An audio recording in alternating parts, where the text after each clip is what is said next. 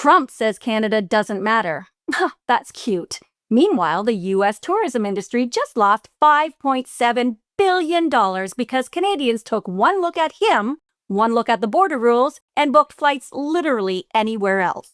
When your neighbor threatens to annex your house, you don't bring them banana bread. You stay at home and you renovate your kitchen. Today, we're talking about why the U.S. lost billions, why Canada's tourism just shattered records, and why global travel is exploding everywhere except Trump's America, and how this became the most polite economic slapdown in modern history. Welcome back to the Planet D Politics.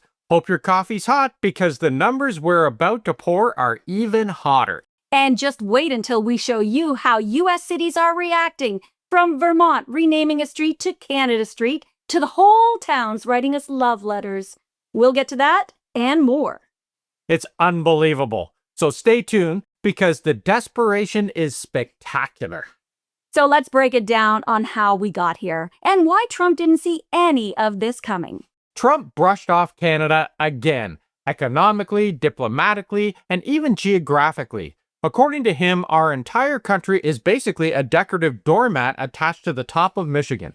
But here's what his team didn't calculate. The country he keeps shrugging off is his biggest trading partner and his biggest source of international visitors.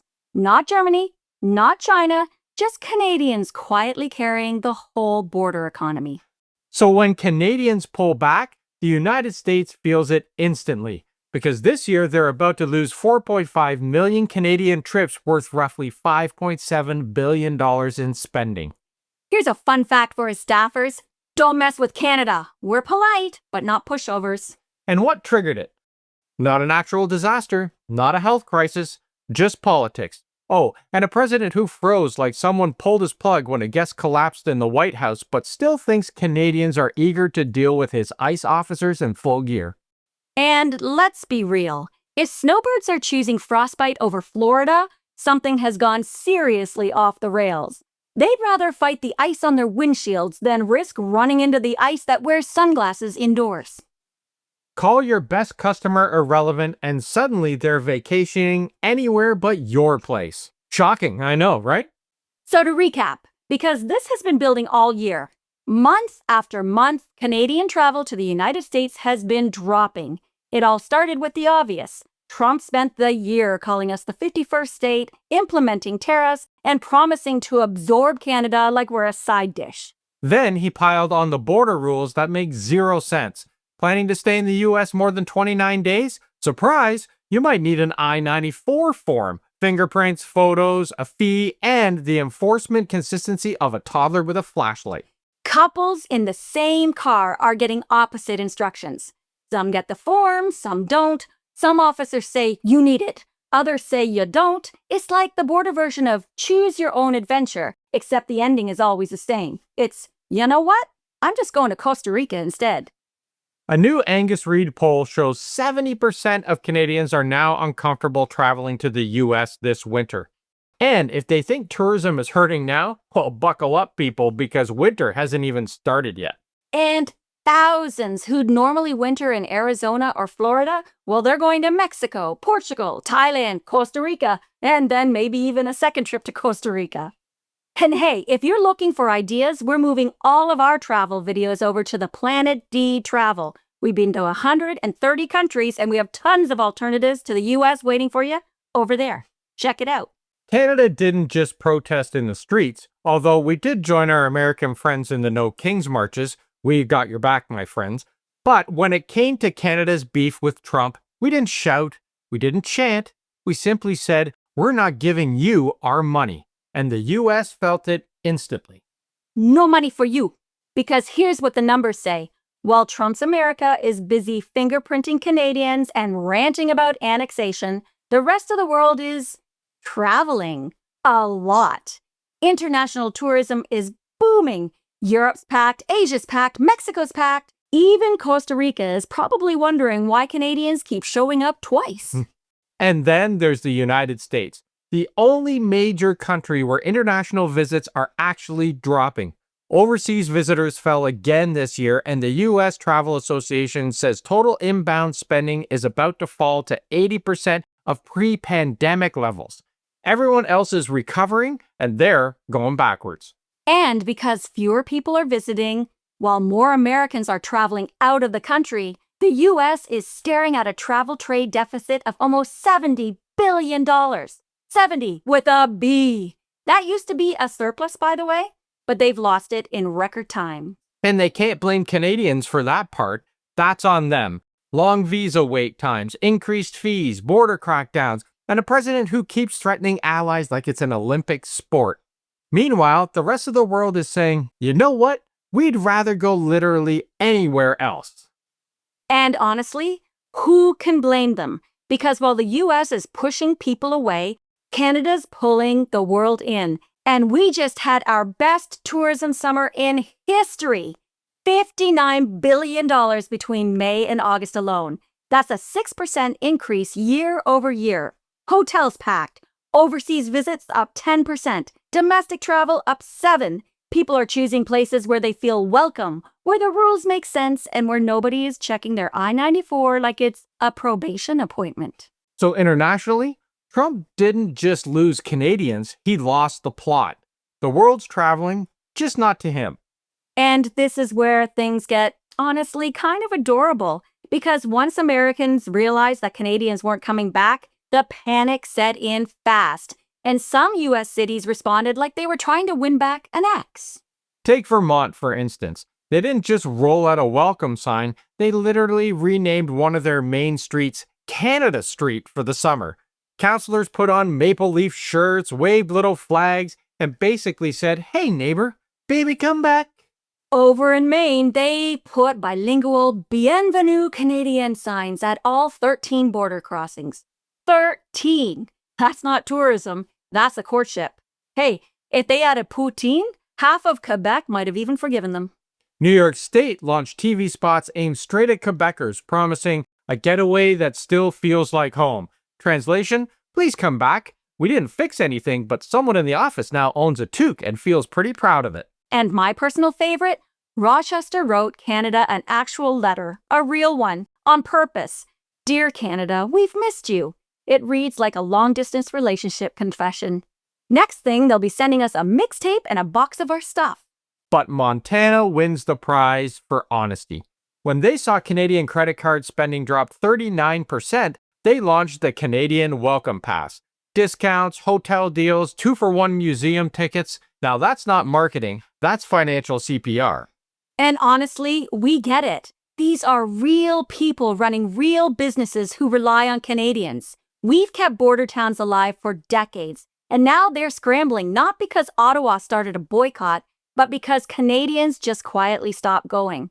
And we're sorry, because your towns don't deserve this, but your president keeps making the border feel less like a crossing and more like a checkpoint. And Canadians, they're just not signing up for that. So while the US is out here begging Canada to come back, guess what happened on our side of the border?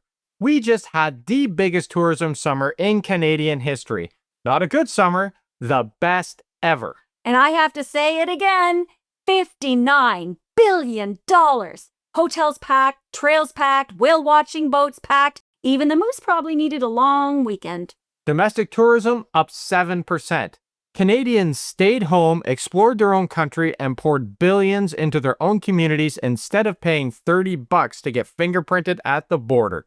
And overseas visitors to Canada, they were up 10%. Europe, Asia, Latin America, the world is showing up to Canada because we're safe, stable, scenic, and not run by a man who keeps nodding off mid-sentence. Travel operators are literally stunned. Some said they started seeing the trend back in the spring. Bookings rising from every major market, especially from travelers looking for somewhere welcoming and calm. Imagine that. One Alberta operator said business quadrupled. Quadrupled! Meanwhile, the U.S. is launching love letters and discount apps just to get their credit card machines running again. And that's the thing. Canada didn't plan a tourism boom. Canadians simply stayed home, the world showed up, and suddenly we're the bright spot in global travel. And here's the twist that nobody saw coming. It's not just Canada tapping out. The rest of the world has decided they're done with the Trump sideshow too. Because here's where the economics finally catch up with the theatrics. While Trump keeps insisting Canada doesn't matter, the US just logged one of the worst tourism outlooks they've had in decades. International inbound spending is falling. Overseas visitors are dropping, Canadians are staying home or going anywhere else, and the U.S. Travel Association says it's not a glitch, it's a trend, a deliberate drop driven by politics, border chaos, and a president who can't go 1 week without threatening someone. And because of all of that, the US is staring at a $70 billion travel trade deficit. That used to be a tourist surplus, meaning the US made money from the world showing up. Now, they're bleeding cash. And listen, we're not blaming the USA. This is all on Trump. Meanwhile, Canada is doing exactly what Mark Carney said from day one. We're diversifying, building resilience, and growing at home. Canadians aren't panicking. Businesses are not melting down. We're literally spending our money inside the country, strengthening tourism, supporting small towns, keeping cash circulating here instead of handing it to a border that treats us like a threat instead of a neighbor. And honestly, this is what happens when you govern by threat instead of partnership. When you treat allies like enemies, neighbors like props, and tourists like suspects, people stop showing up. So the US isn't dealing with a Canada problem, they're dealing with a Trump problem, a credibility problem, and a stability problem. They're dealing with a why would I visit a country like this problem? And the irony? Canadians didn't need a boycott committee or marches or a national campaign. We just quietly closed our wallets and took our vacations somewhere else. So here's the takeaway. Trump can rant, posture, freeze mid-meeting, threaten annexation, and call Canada irrelevant all he wants. But the numbers, they say otherwise. Canada showed its strength the Canadian way, quietly, confidently, and with a credit card that now stays firmly at home or anywhere else. And we're not done traveling. Not even close. We are just choosing places that don't fingerprint us like we're trying to enter a covert facility. So, if you're planning a trip this winter, skip the stress and stay north. Explore Banff, Tofino, Charlevoix, see the polar bears in Manitoba, or drive the Cabot Trail. Or literally anywhere else that doesn't require an I-94 and a prayer. And yes, we've got brand new merch dropping this week. If you want to support the channel and show some pride, Dave's designing t-shirts and mugs that say exactly what this whole episode has been about. Canada. Polite, not pushovers. And for our A-Team members, quick apology. We're a bit behind on this week's Caption This and the blooper reel. We're in the middle of selling our house, which means our lives currently smell like pine sol and realtor stress. But don't worry, everything's coming soon. Caption This is on the way, the bloopers are hilarious, and we've got more merch prizes to hand out. So thank you for sticking with us. You're the reason we get to keep doing these videos every day.